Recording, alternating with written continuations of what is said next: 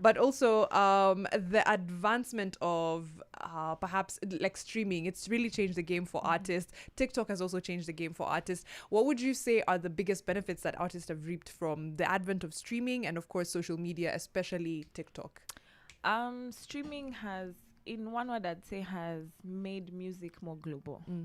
And that is the direction that music and the industry is currently going. I mean, you've just talked about Rema performing in India. I was in India about 2 months ago, and we played some of the African music in the cab, and the cab driver was going crazy, and he was like, "Oh, you know Rema? Can you bring him? I want to meet him." That's amazing. Yeah, and we started also now playing music from artists from East Africa, just to be able to connect and give them a feel.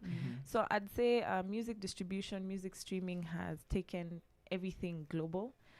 We have people listening to content in countries you wouldn't imagine would be enjoying the music. I always like giving this example. For example, an artist like Rayvanny, when we look at his Spotify for artists, his the top 10 countries that are streaming his music, Kenya and Tanzania fall at the very bottom. Wow. So he's being streamed the most in Europe.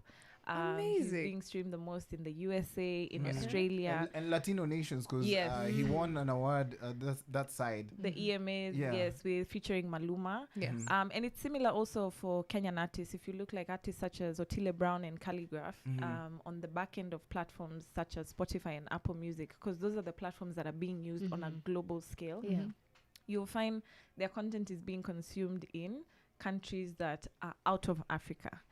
And I think that is a very important example of how our music is crossing borders. True. Now, for the TikTok part, we'll get into the music and then come back and answer that question. Because I think it's also it's made quite a seismic shift in the music industry. True. And of course we'll also talk about what role Ziki plays in, bridging, if there's gaps, bridging them, and of course getting the artist the very best opportunities, and the listeners, sisi kama fans tunawapenda wo. Getting back into the music with DJ Nara. When we come back, more conversation with Camilla, and of course maybe a chance to win some shmoney.